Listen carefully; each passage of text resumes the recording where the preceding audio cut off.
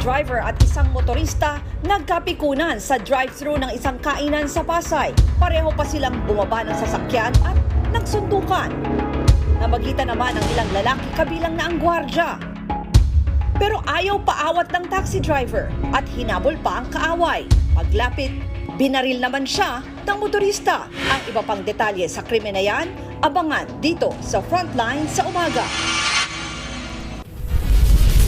Ngayong October 10, kasama ang buong persa ng News 5. Narito na ang mga umaaksyong balitang hatid ng Frontline sa umaga. Bakbakan sa pagitan ng Israel at grupong Hezbollah lalo pang tumitindi. Gobyerno pinaplano na kung paano pauuwiin ang mga kababayan nating naiipit doon. Senador J.B. Ejercito pinalutang ang posibilidad na may iba pang local officials na Chinese gaya ni dating Banban Mayor Alice Go. Mahigit kalahati ng mga pamilyang Pilipino itinuturing ang sarili nilang mahirap. Estudyante sa Lapu-Lapu City pinagbintangang magnanakaw at binugbog pa raw ng mga pulis. Hurricane Milton, matinding pagbaha ang dala sa Florida sa Amerika. Ilang Pinoy dinelubyo. At Barangay Ginebra Gene Kings, dominante kontra San Miguel Beermen sa Game 1 ng semifinal series sa PBA Governors Cup.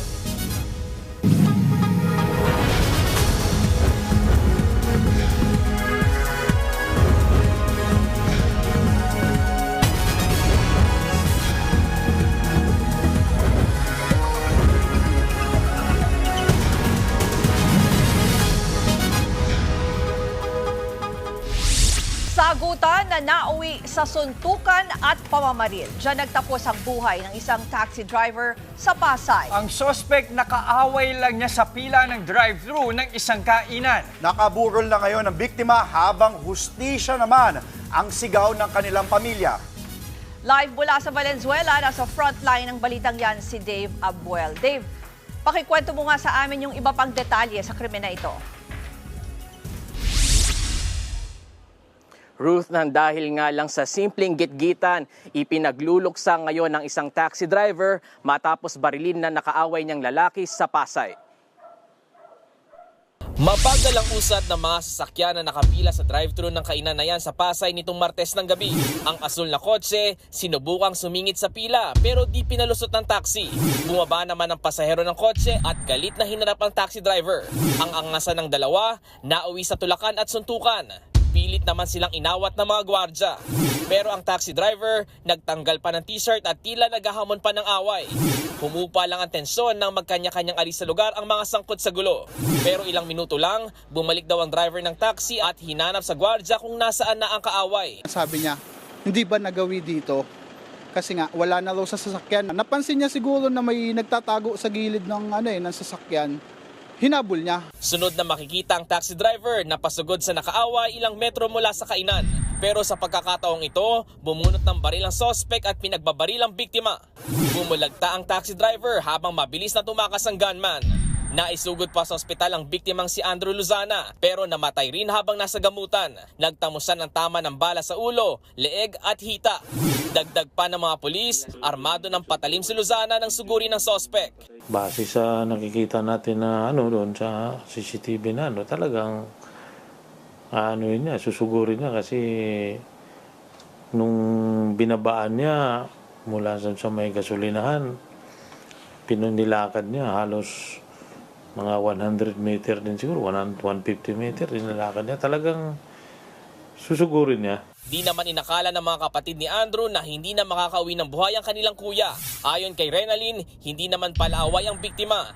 Responsable nga raw si Andrew at breadwinner pa ng kanilang pamilya. Kaya di sila naniniwalang manunugod ito ng may patalim.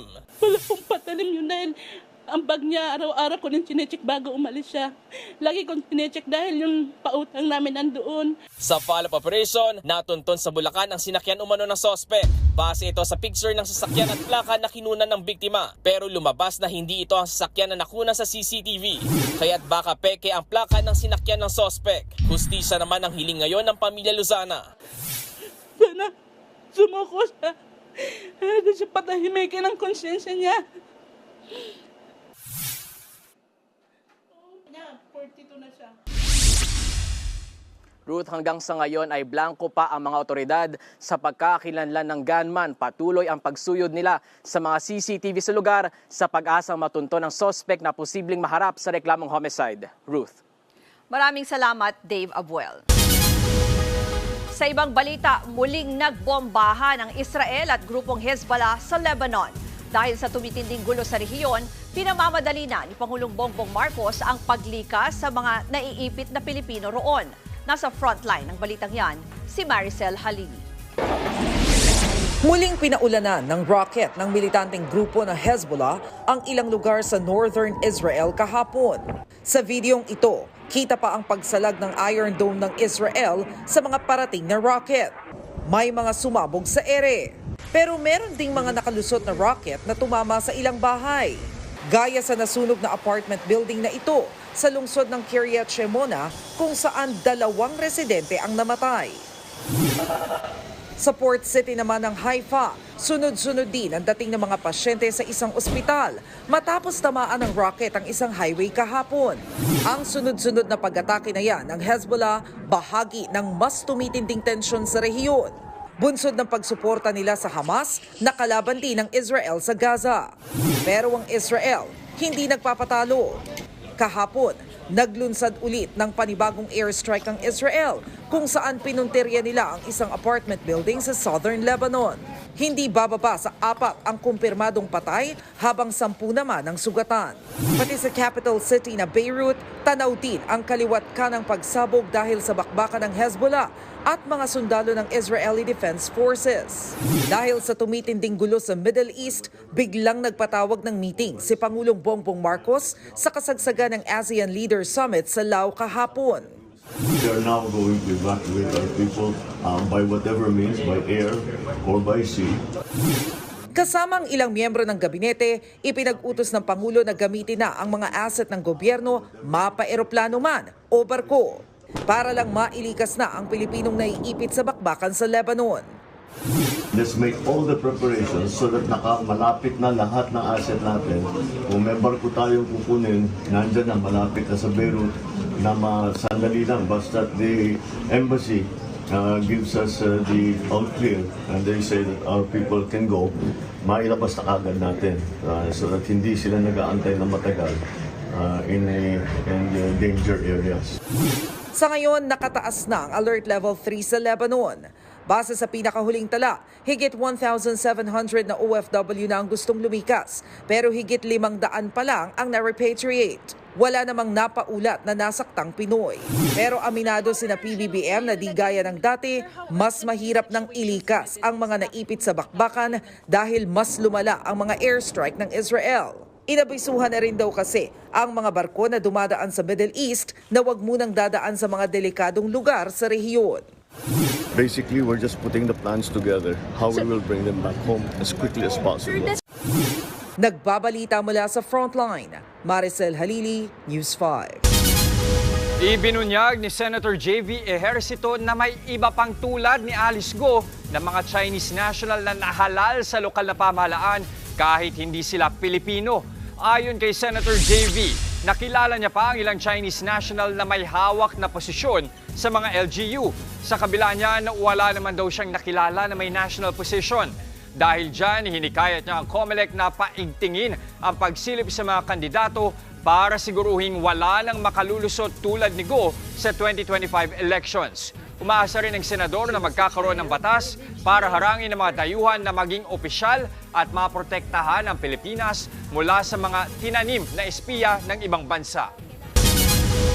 May nami-meet din ako mga officials ngayon na alam kong China man, may mga ilan ako na-meet na nakapasok na. Nasa government, sir?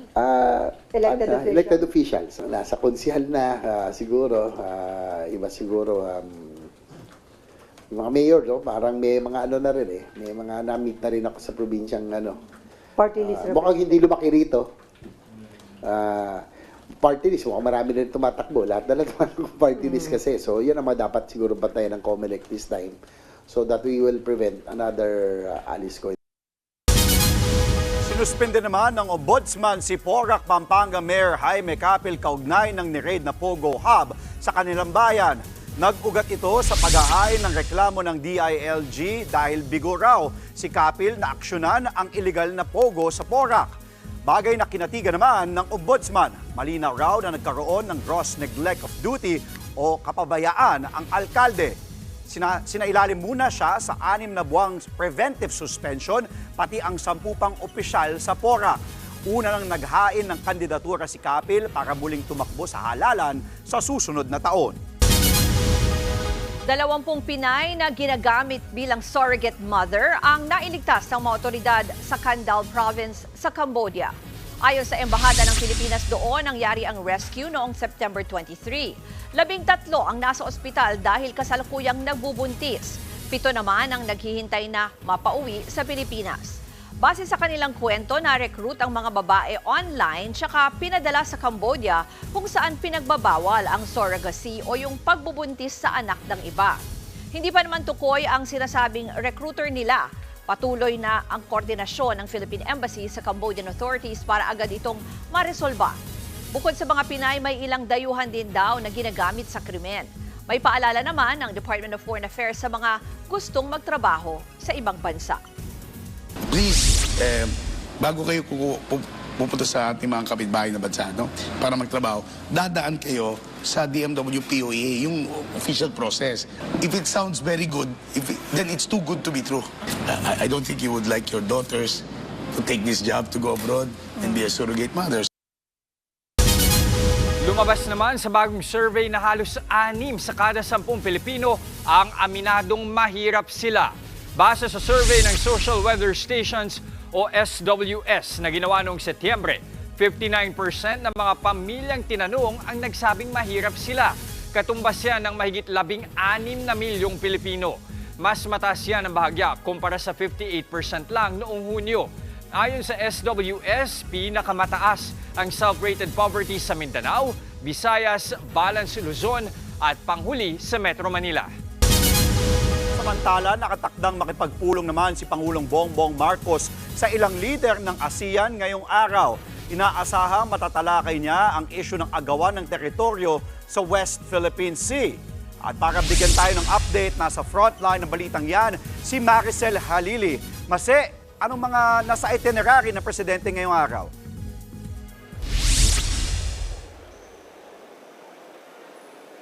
Andre, ngayong araw haharapin ang mga ASEAN leaders ang kanilang partner countries, kabilang na ang China, dito pa rin sa Vientiane, Laos. Una sa agenda ni Pangulong Bongbong Marcos ngayong araw ang pagdalo sa ASEAN-China Summit. Dito posibleng talakayin ang usapin sa West Philippine Sea. Nauna nang binigyang diin ni PBBM sa harap ng ASEAN Inter-Parliamentary Assembly sa kanyang intervention ang kahalagahan ng sovereign equality sa lahat ng state, maayos na pagsettle ng dispute at pagpapatupad ng rules-based order.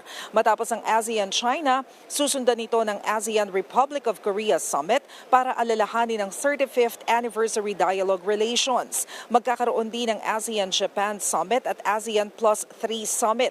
Susundan ito ng 4th ASEAN-Australia, ASEAN-India at ASEAN-Canada Special Summit on Enhancing ASEAN Connectivity and Resilience. Tatapusin ni PBBM ang araw na ito sa pagdalo sa gala dinner sa pangunguna ni Lao Prime Minister Sonexay Sifandon at Madam Vandara. Andre, kanina nakausap natin si PCO Secretary Chavez at nabanggit nga niya na posibleng magkaroon ng isa pang bilateral meeting si Pangulong Bongbong Marcos ngayong araw. Pero pina-finalize pa nila yan para matiyak kung anong bansa nga yung posible niyang makausap. Pero kahapon nakita natin si PBBM habang naglalakad na mukhang kakwentuhan niya ang head of state ng Malaysia. Kahapon din ay nakipagpulong si PBBM sa isa sa mga pinakamalaking company ng semento. Ito yung Shera Public Company at wini-welcome niya ang pagpasok ng negosyong ito sa Pilipinas. Andre? Maraming salamat, Maricel Halili. Susunod, estudyante sa Cebu pinagbintangan daw na magnanakaw at binugbog pa ng mga pulis. Tumagilid na trailer truck sa Maynila pero wisyo ang dala. At Hurricane Milton binayo na ang Southern United States. Mga kapatid, yan at iba pang mga balita at impormasyon sa pagbabalik ng Frontline sa umaga.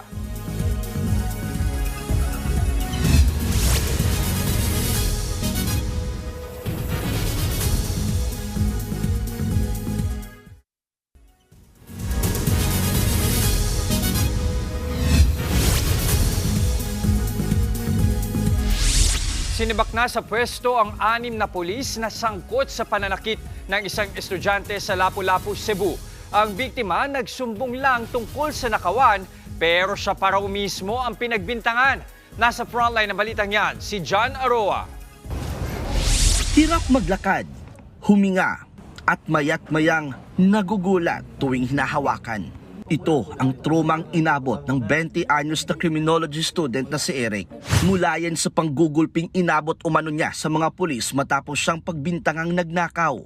Alas 4 ng madaling araw noong Biyernes nang mapansin ng working student na biktima na nawawala ang bisikleta at chainsaw sa loob ng binabantayan niyang bahay. Agad siyang nagsumbong sa amo. Nagpunta sila sa Lapu-Lapu Police Station para sana magpa-blatter. Pero bigla raw siyang dinala sa maliit na kwarto sa istasyon at pilit pinapaaming siya ang nagnakaw. Hindi raw sumunod si Eric kaya pinagbubugbog at pinaghahampas siya ng arnis ng 2 pulis. Matapos akong maltratuhin, tinakot ako ng dala nilang baril. Pagkatapos, pinagsasampal nila ako sa muka. Pagtayo ko, wala na ako sa ulirat. Ipinasok daw si Eric sa kulungan pero isang pulis ang nagsabing mali ang ginawang proseso sa kanya kaya pinalaya rin. Sinubukan para makipag-areglo ng mga pulis sa pamilya ng biktima pero hindi sila pumayag. Hustisya ang sigaw ko para sa anak ko. Di ko matanggap ang ginawa nila sa anak ko. Ultimo ako na tatay niya. Di niya na ako nakikilala. Na-trauma talaga siya. Napaluha ako.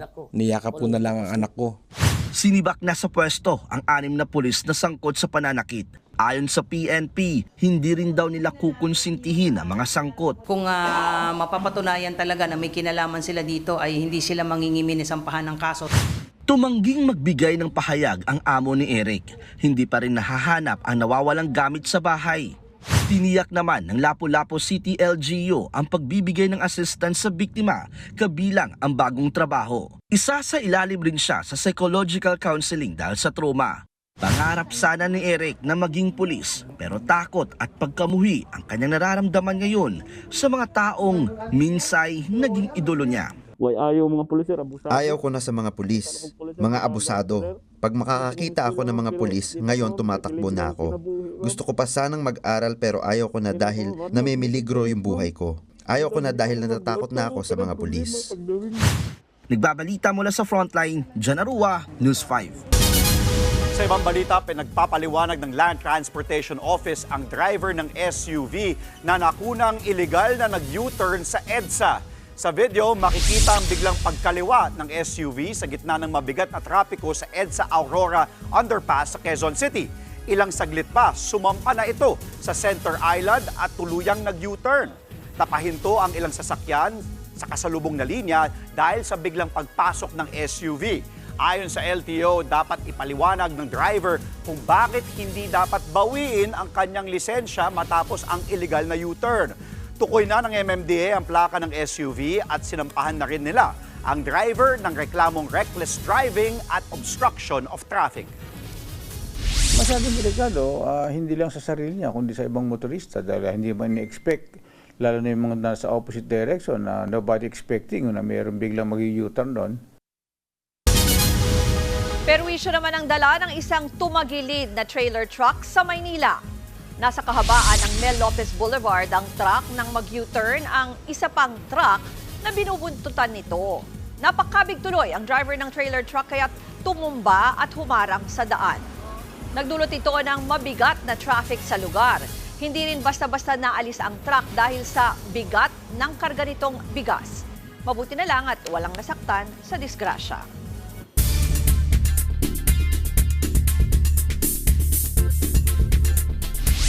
Naglandfall na ang Hurricane Milton sa Florida sa Amerika.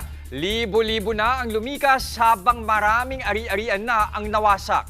Nasa frontline ng balitang yan, si Ria Fernandez.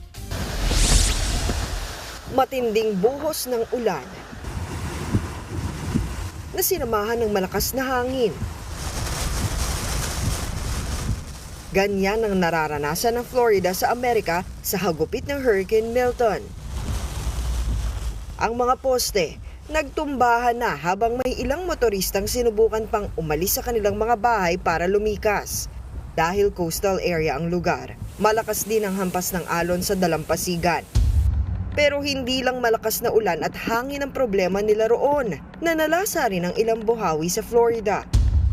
Halos pader na lang ang natira sa bahay na ito ng daanan ng buhawi. Nagkalat din ang mga sanga ng puno sa daan. Ayon sa mga otoridad, ilang buhawi na ang naiulat sa kanila bago pa man maglandfall ang bagyong Milton.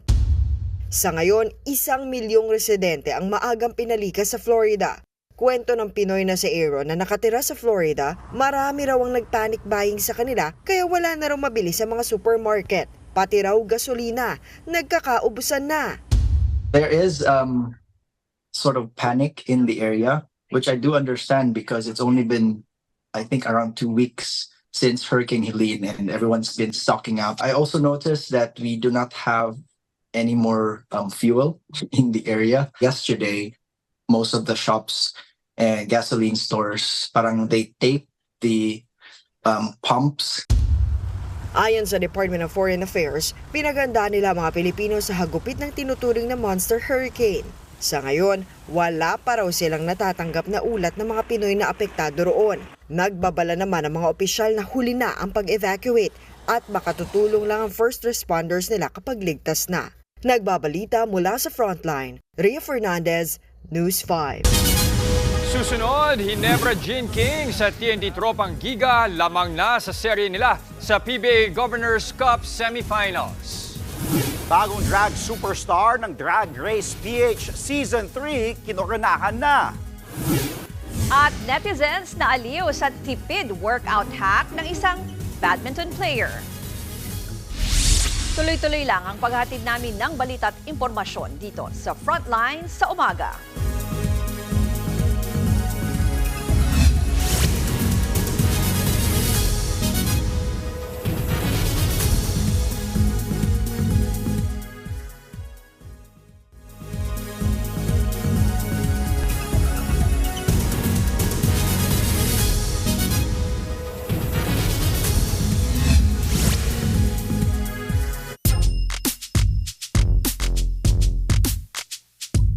Tinambakan ng Barangay Ginebra Gin Kings ang sister team na San Miguel Beermen sa Game 1 ng PBA Governors Cup Semifinals. Kumalas sa third quarter ang barangay sa tulong ng mainit na opensa. Hindi na nakasagot ang San Miguel at tuluyang nakuha ng Ginebra ang 122-105 na panalo. Mainit na third quarter din ang ginamit ng TNT Tropang Giga para makuha naman ang Game 1 kontra sa Rain or Shine Elasto Painters. Hindi nakasabay ang Rain or Shine dahilan para makabuo ng bentahe ang TNT at kalaunan ang 91-80 win. All-around performance ang pinakita ni Ronde Hollis Jefferson matapos ang 26 points, 13 rebounds, 9 assists, 5 steals at 4 blocks.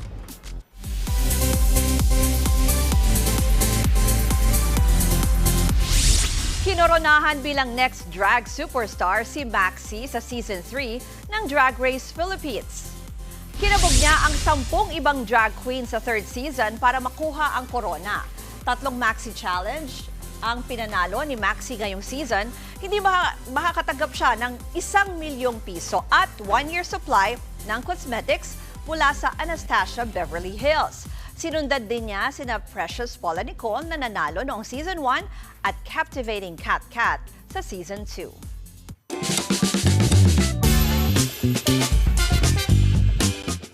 Alam ko, alam niyo to dahil kayo mahilig kayo mag-workout. At syempre, iba yung epekto kapag tama ang equipment na gamit nyo. Alam ni Jester. Pero paano na lang kung halimbawa, walang budget, wala rin pambayad para mag-member sa gym?